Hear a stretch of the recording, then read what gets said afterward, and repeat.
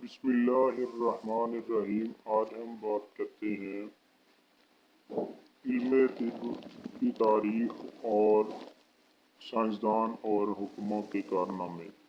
تو اس میں ہم سب سے پہلے بات کرتے ہیں ابو علی سینا کی۔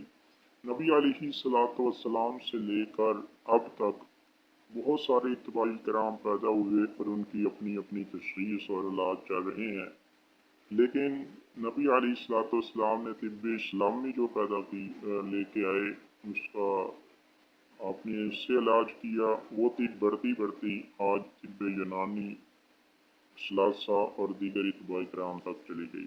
تو ان میں ہم سب سے پہلے ایک سائنسدان کا ذکر کریں گے جس کا نام ابو علی سینا ہے۔ ابو علی سینا کو شیخ الرئیس بھی کہا جاتا ہے۔ مورخ ان کو شیخ الرئیس کے نام سے پکارتے ہیں اور کچھ ان کو بادشاہ طب کا لقب بھی دیتے ہیں۔ اہل مغرب اس کو ایویسینا کا نام بھی دیتے ہیں اور مسلمان اتباع میں ان کو اتباع کا کے امام کا درجہ بھی حاصل ہے، اور اس نے بہت ساری کتابیں لکھی، جن میں سب سے پہلی کتاب قانون کی ہے۔ القانون کتاب لکھی، اس میں اس نے بہت سارے اتباعی کرام کے بارے میں لکھا اور بہت سارے علاج تجویز کیے جو کہ آج بہت زیادہ مانی جاتی ہے۔ ان کے بعد آیا جابر بن حیان کا دور۔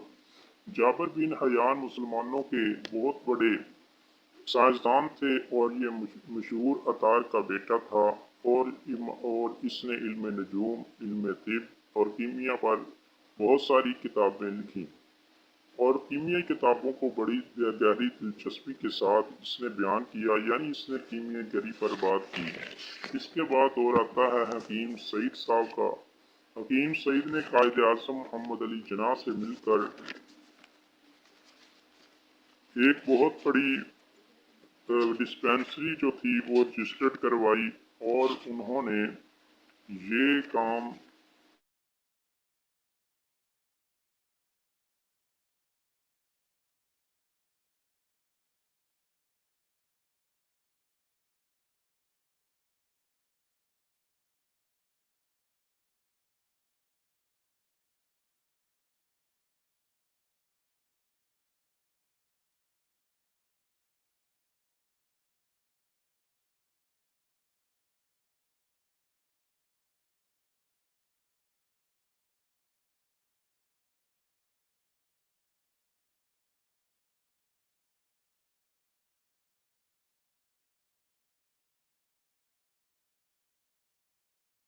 معلومات کو سر انجام دیتے رہے، اور انہوں نے بھی علم طب پر بہت زیادہ کام کیا۔ انہوں نے ایک اپنی فارمیسی رجسٹرڈ کرائی جس کو کرشی دواخانہ کے نام سے لوگ جانتے ہیں۔ انہوں نے بہت سارے امراض کا علاج کیا، اور یہی طریقہ علاج آج تک چل رہا ہے۔